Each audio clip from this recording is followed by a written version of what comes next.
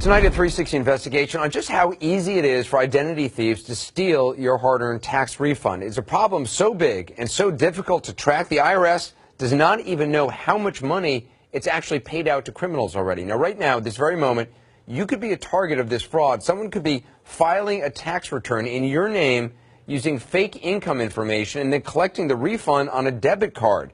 It's happening across the country. Some police departments said the IRS isn't doing enough to stop it. Randy Kay investigates. This is a known gang member. Put your hands on the car. We've just rolled up on what police say is evidence of one of the biggest and easiest frauds in America to pull off. A crime hidden on a piece of plastic, a debit card. He's got the cards, he just purchased them, it looks like. Those debit cards, police say, are used to take advantage of fast tax refunds from the IRS. Here's how it works. The thieves are stealing those refunds by stealing people's Social Security numbers from insiders at hospitals, doctors' offices, even car dealerships, any place where you have to give your personal information. They then use the stolen information to go online and file a tax return, making up the income the person earned for the year. The IRS then puts the refund money on a debit card purchased by the thieves. See, this is what they're buying. See, Green Dot money cards, Target. He went to Target and spent $600, and he paid with a debit card. What'd you get? $1,000 for Christmas in gift cards? Police say the man they've pulled over, who's already facing identity theft charges in another case, is a known member of the infamous Money Avenue gang, which specializes in this kind of fraud.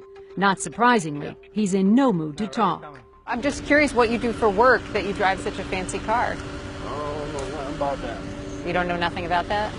Can you tell me if you know anything about identity theft happening around here? I don't know nothing about that. Are you involved in any of the tax fraud? I don't know nothing about that. Detectives Craig Catlin and Rocky Festa of the North Miami Beach, Florida Police Department will later charge him with buying these gift cards with stolen tax return money. Police say here's the same guy on video at Target using a debit card in someone else's name with the money from a fraudulent tax refund on it.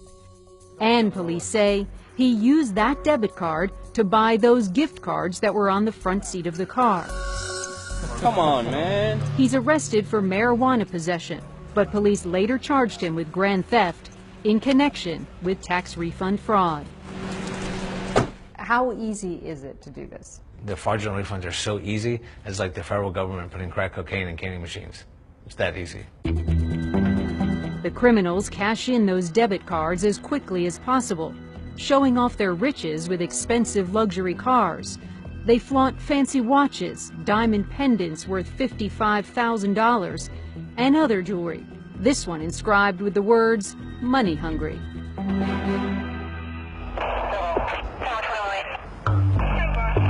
Just a few hundred miles north up in Tampa, police estimate the fraud approaches a staggering $500 million in the last 2 years. That's over $2,000 in cash. Just one example of what is happening nationwide. Police Chief Jane Castor says the IRS efforts to curtail it aren't working. I don't think that I have ever seen this magnitude of fraud that is just wide open. It's wide open, and there just doesn't seem to be much being done about it. For its part, the IRS identified $6.5 billion in tax refund fraud related to identity theft last year. I'd like to hear the other side of that equation, too, and an estimation of how much got through. That's what we wanted to know, too. Just how much fraud has gone undetected. After weeks of asking, the IRS's Deputy Commissioner, Beth Tucker, couldn't give us an answer. So just to be clear, I know you can tell us how much has been caught, but the IRS can't say how much of this fraudulent money has ended up in criminals' hands. We process 140 million tax returns at IRS on a given year. We're doing a balancing act because one thing we want to do is get refunds out to the hands of legitimate taxpayers as quickly as possible and with this little intrusion. But for the actual, size of the problem, we'd probably need to get back to you with a number. We're still waiting on that number. Typical, says Tampa Mayor Bob Buckhorn, who is furious with the IRS. Has the IRS disappointed you and your city? I don't know. I haven't seen them. As far as I'm concerned, they're missing in action. They have not been helpful. They have not been a player. They have not taken responsibility for their side of the enforcement. Is the IRS missing in action in Tampa? What's your response? No, the IRS is not. In fact, we have significantly increased the amount of resources we've devoted to identity theft, which is a heinous crime. Just 1 week after our interview, the IRS sent a team to meet with Tampa and North Miami Beach police officials. Law enforcement tells us there's a simple solution to curbing much of the fraud. Don't allow the refunds to be put on debit cards. Why hasn't the IRS stopped that? Not every taxpayer has a bank account. And so the debit cards that are issued by a third-party provider are a legitimate way for taxpayers to get their refund. And the fraudsters, they know time is on their side. The faster the IRS sends out the returns, the sooner they get some hard-working taxpayers' cash. It's an underground epidemic. It has taken the place of street-level drug dealing. Are these your cards? It is a very, very scary proposition.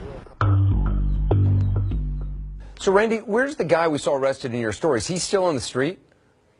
No, in fact, he is in jail awaiting a court date, but he hasn't yet entered a plea, Anderson, for the marijuana possession or the grand theft. And as far as the victim in that case, her identity, her information was out there because her purse had been stolen, so somehow her information ended up in his hands. It's that easy. Well, what about all those victims? How do they get their refunds?